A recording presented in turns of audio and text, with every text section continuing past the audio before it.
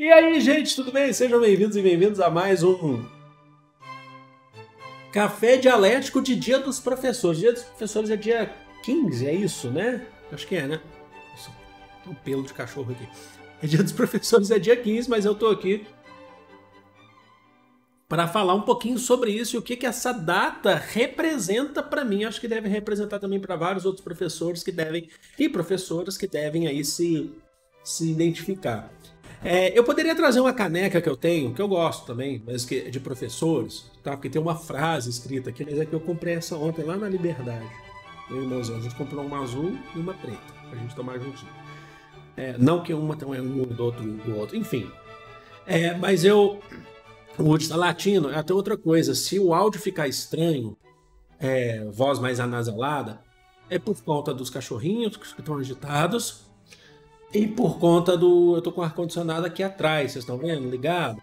Que é porque tá muito quente. De repente ficou muito abafado, eu tive que ligar. Aí eu tô utilizando aquele plugin, o RTX Voice, que tira ruído, os externos, mas a voz é prejudicada. Mas não tem outro jeito não, gente. É o seguinte, eu poderia usar essa caneca que fala assim, ensinar é uma forma, sabe aquelas frases assim? É uma forma de transmitir o conhecimento, a sua riqueza, o seu tesouro do conhecimento para os outros. Ensinar é não ser egoísta, é querer que o outro também aprenda como você teve a oportunidade. Eu quero bater um pouco nisso, eu acho bonito, tá? Não sou contra esse não, tá? Mas é porque eu vim falar a real para vocês com os meus anos de experiência como professor, tanto de rede particular quanto de rede pública, porque vocês sabem, eu fui servidor público, e agora também de professor de internet, já há muitos anos, já que eu estou aí nessa quase 8 anos de YouTube. Quase 8 anos de YouTube. Eu vou jogar, ser curto e grosso aqui nesse café, mas não com vocês, logicamente, mas vou falar a real. Para mim, ser professor é ter a responsabilidade. Sabe? Eu não caí aqui de paraquedas, não. É ter responsabilidade de um professor, nesse caso que eu estou falando para vocês, no meu caso é um professor voltado para concursos vestibulares, até concursos, tá? Mas é ter a responsabilidade de passar uma informação correta, de forma ética para vocês, buscando a verdade, por mais que você saiba que a verdade é algo que às vezes a gente tem muita dificuldade, mas o historiador busca, né, ela e faz lá as suas análises. Então, para mim, é ter essa responsabilidade. Aí, em vez de romantizar, sabe, de falar aqui que. Quero contar umas histórias, na verdade, para vocês. Em vez de ficar romantizando esse negócio de transmitir conhecimento, a gente transmite, a gente aprende também, isso é real, isso não é uma questão demagoga, né? A gente aprende pra caramba, vocês não sabem o quanto que eu já aprendi dando aula no YouTube, quando vocês me passam informações no chat, ou em revisões, ou quando vocês falam nos comentários, por mais que às vezes eu não possa responder tudo, eu tô sempre olhando. Sabe? E sempre foi assim em sala de aula também. Agora, sem querer romantizar, o professor precisa de respeito. Assim como todas as profissões, assim como o estudante precisa de respeito. Mas agora a gente está falando de professores e professoras. Eu lembro que quando eu era servidor público, você tinha relatos de assédio moral na junta médica da prefeitura de Belo Horizonte. Você tinha denúncias de assédio moral e eu nunca tinha ido para a junta médica de Belo Horizonte. Eu nunca tinha pedido uma licença dos 3 ou tantos anos que eu fiquei lá. E aí no meu último ano eu comecei a adoecer. Adoecer mentalmente mesmo, né? Mas eu não fui lá por conta disso. Mas é porque eu comecei a ter várias questões e teve uma vez que eu tive dengue.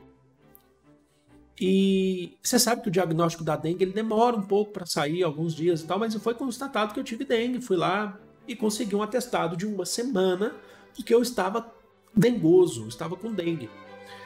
E eu fui na junta médica, essa é uma realidade de vários professores, tá? E professoras do Brasil afora. Eu fui na junta médica, deixa eu tomar um cafezinho aqui, esperei na fila, tinham outros professores lá, eu não conhecia, mas tinha alguns outros professores e professoras, esperei meu tempo, fui chamado. Levei o atestado, que você tinha que levar o atestado, por isso que você não teve esses 7. É assim, você tinha que levar esse atestado do porquê que você não foi esses 7 dias. Eu avisei a coordenação da escola, a direção e a coordenação da escola. Falei, eu tô com dengue, eu vou levar o atestado daqui 7 dias, quando eu melhorar na junta médica. E aí eu volto às atividades. Foi a única vez que eu tive na junta médica.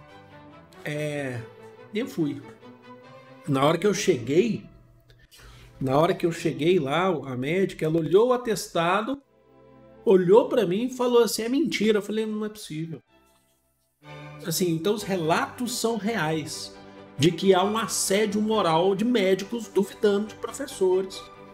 Então assim, o que é mentira? Porque você tá bem. Eu falei, agora eu tô bem. Porque você tinha que levar o atestado. Olha, mas essa médica foi bem hipócrita.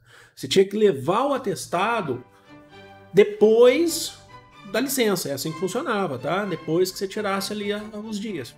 Aí eu levei. Eu tô bem. Eu falei assim, agora, né? Eu tive dengue, né? Eu fui melhorando durante esses 7 dias. Hoje eu tô apto a voltar ao trabalho. Tive que trazer aqui, porque senão eu receberia falta. Ela acabou assinando lá, porque senão ela poderia me dar falta de 7 dias. Esse é um dos relatos que eu presenciei, que eu participei, né? Mas eu sei de vários outros professores, principalmente relacionados à saúde mental. Você sabe que é um tema que eu falo muito aqui, relacionados à saúde mental. Eu lembro que no final dessa minha carreira como servidor público, eu estava subindo nas paredes. Eu não aguentava mais. Eu estava surtado, literalmente surtado, tá? Eu estava em surto, eu ia para a escola sem saber. Eu acho que eu já dei esse exemplo, já falei isso para vocês, que eu chegava além dos problemas de hernia de disco e tal, eu tinha que ir para aula e tal, não tinha como, eu chegava na escola travado. Mas essa foi terrível. O diretor era um assediador. Eu não vou aqui ficar citando nomes, mas o diretor era terrível. Esse diretor era tão babaca, porque ele queria cargo na Secretaria de Educação, tá? Ele não era interventor, tá? Deixa eu só explicar para vocês. Quando há uma direção interventora, é que é a direção que a escola, eles tiram a escolha da escola por algum motivo, que a eleição de diretores e vice-diretores na escola é feita pela comunidade escolar, professores, funcionários da escola, pais, entendeu? Mas nesse processo que eu estou falando para você, esse diretor, ele era um babaca. Ele buscava os pais para votar nele. Ele chegou a colocar, teve uma denúncia que apareceu até na TV de umas alunas que eu sei quem eram. Isso tem muito tempo, tá? Que denunciaram, filmaram as bolas, sabe que escola quando tem as bolas que ficam em cima do telhado, por algum motivo ficaram muito tempo. Ele fez umas crianças de 5 anos de idade subindo no telhado, que era terceiro andar, segundo ou terceiro andar, para pegar essas bolas. Teve denúncia, o sindicato foi lá, ele não deixou entrar, ele não podia fazer isso, ele falou, a escola é minha. Enfim, esse diretor, ele levou uma vez, estava na época, chegando perto da época das eleições, para a direção e iria se tentar a reeleição. Ele conseguiu no final das contas. Ele levou um médico que era famoso, um psiquiatra, que era famoso na região, mas não é um psiquiatra que não era mais clínico, se eu não me engano. Ele não clinicava mais. Era um psiquiatra que vivia de palestras de saúde mental. Foi muito legal. Ele falou muita coisa interessante lá pra gente, sabe? Deu palestra e eu fui me identificando muito. Eu tava naquele momento, sabe? Subindo pelas paredes. Pra você ter noção, algum tempo antes, esse diretor ele me perseguiu. Num domingo à noite eu tinha ido num show. Ele foi atrás de mim, porque ele viu que eu tava no show pelas redes sociais. Ele foi atrás de mim, apareceu atrás de mim. Sabe? Assim, ele chegou, me deu uma peitada assim. Eu olhei, quem foi? Falei assim, vem aqui. Pra vocês terem noção. Toda minha cabeça foi girando, né? Ele defendeu, por exemplo, um estudante que agrediu uma professora que estava grávida, sabe? Já acho que de 7 ou 8 meses. 7 meses, acho. Um estudante jogou a cadeira nela e ele falou assim, mas que a sua aula não é interessante para ele. Enfim. Aí, nessa palestra desse psiquiatra, o psiquiatra falou assim, ó, saúde mental não se brinca. É doença. Se você tá com dengue, Você tá com saúde mental, é isso também. Você não consegue se mover. Não é porque o seu corpo não dá. É como se a questão fosse física. Sabe ansiedade, quando a gente fala que a ansiedade é uma dor física? Quando eu tenho muita ansiedade e está controlada, graças a Deus, mas a dor é física? Então, é isso. E aí ele falou, todo mundo gostou da palestra. Foi o diretor que levou. Falou para ele assim, diretor, quando o professor não está dando conta, ele não está dando conta. Precisa entender isso. Uma semana depois, eu até tentei procurar esse psiquiatra. Eu não consegui porque ele era mais, eu vivia de palestra, né, e tal. Eu não lembro o nome dele. Uma semana depois eu já estava naquela crise da escola, eu estava muito mal, sentindo muito mal. E ninguém sabia o que se tratava, sabe? Só eu sabia, dentro de casa, sabe? E esse diretor virou as costas para mim. Quando eu tentei explicar para ele o que estava acontecendo comigo. Sabe? Virou as costas para mim. Então, o que eu peço nesse Dia dos Professores? Eu não quero trazer frases romantizadas de educar, sabe? Educar. Tudo bem, é legal, é importante. Mas é preciso ter respeito também. Assim como é preciso o professor também respeitar a diversidade, é preciso que o professor respeite a comunidade escolar e caminhem juntos, estão do mesmo lado. Não estão um daqui, outro daqui. Quando você tem, por exemplo, atos, manifestações, greves de trabalhadores em educação, ao qual eu já participei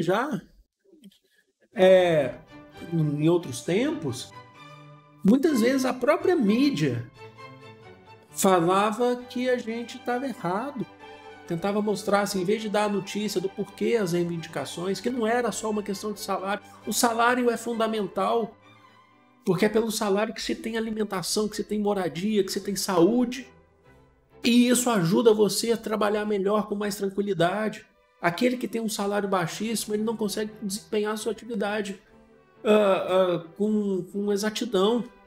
E a mídia colocava só que a gente estava atrapalhando o trânsito.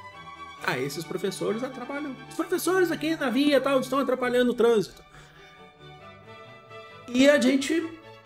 mas não era só reivindicação do salário, era mais diálogo com a comunidade escolar, era melhoria na escola. Era que fosse cumprida, na época, a chamada lei do piso, que dizia que a gente tinha que ter horas de trabalho. Esse era um outro ponto que esse professor também fazia, esse diretor fazia. E, na verdade, a Secretaria de Educação inteira, e acho que é uma realidade no Brasil inteiro. Eu não sei, eu não lembro mais exatamente a lei do piso, que a lei do piso fala piso salarial, mas tem mais outras questões em cima disso, que você deve cumprir a sua carga horária em sala de aula e é preciso reservar também algumas horas que são importantes para realidades, para atividades fora da sala de aula, sem a presença de estudante. Preparar a tua aula, preparar teu trabalho, corrigir prova. Isso não era cumprido. No caso específico onde eu trabalhava, a gente tinha que cumprir essas horas. Às vezes em prefeitura eu não sei como está a realidade hoje. Em prefeitura a gente cumpria essas horas na escola. Se eu não me engano, os governos do estado cumpria-se em casa. Tem aquele dia que o professor ele não ia para a aula, mas ele ficava em casa para fazer isso. Ou até mesmo, se você estiver nesse momento, você não está se sentindo bem, você precisa só sentar e retomar um ar. Também é uma atividade extra classe, porque você está se recompondo para poder voltar para as atividades de classe. Então, acontecia isso. Só que, quando tinha a falta de algum professor, e aqui a gente também não está falando porque isso... Não, os motivos, tá? Cada um tem o seu. Quando faltava algum professor, a gente tinha que repor esse professor, a gente tinha que cobrir esse professor. Mas, e você estava na sua hora extra classe. Não, você vai lá cobrir. Mas eu estou na hora extra classe, estou preparando prova. Estou fazendo isso. Não, você tem que ir lá cobrir. Se você não cobrir, eu vou anotar teu nome. Não podia, porque é por direito. Só que não se cumpria. Então você tinha mais esse assédio. Então a cabeça vai estourando. Você começa a suar, você sabe? De repente você se vê no mar, você não vê solução para aquilo, sabe? Então, acho que além de falar isso aqui para vocês, acho muito importante definir aqui que os professores e professoras, categoria, tá? Então, para explicar, quando a gente está na área de atuação, a gente fala em categoria. Trabalhadores em educação, categoria. Quando a gente fala em geral, só de maneira bem, não é aula isso aqui, mas eu quero falar para vocês os termos que a gente utiliza. Classe social é trabalhadores. Aí pode ser o professor, o médico, o funcionários metroviários, sabe? Telemarketing, tudo. Isso é classe social, tá? Categoria em cada área específica. A categoria dos professores, trabalhadores em educação. Categoria é importante que se una. Além de ter a consciência de classe, é importante que se una enquanto categoria. Porque a gente passa por assédio, passa por muitas coisas ao longo do tempo todo. E é muito difícil, sabe? É por isso que eu falo pra vocês assim que o YouTube salvou a minha vida. Quando eu comecei a ver que eu podia pagar as contas com o YouTube, eu falei assim, eu não tô acreditando que eu não preciso mais voltar pra sala de aula. Não que eu odeie a sala de aula. Não é isso. Não odeio. Mas imagina só 14 aulas por dia. O que é isso? Um salário baixíssimo. Então, o YouTube salvou minha vida, principalmente saúde mental, física, por causa das minhas dores, né, de hérnia de disco e tudo aí vai. Mas tem vários outros professores. A maioria não teve essa oportunidade que eu tive pelo YouTube. A maioria não tem essa oportunidade. Por mais que tenha crescido agora com a pandemia, não é a realidade de muita gente. Por mais também que tenha crescido com a pandemia, não é todo mundo que consegue, por exemplo, monetizar os seus canais e viver disso. Então, mais do que tudo, como professor, eu peço respeito para toda a categoria, tá? E a gente anda junto, tá bom? Estudantes, professores, estamos todos do mesmo lado. Ó, vou tomar o último gole de café aqui. Vou ficando por aqui. Obrigado pela atenção de vocês. Amo vocês de coração. Desculpa o desabafo. Grande beijo. Fui!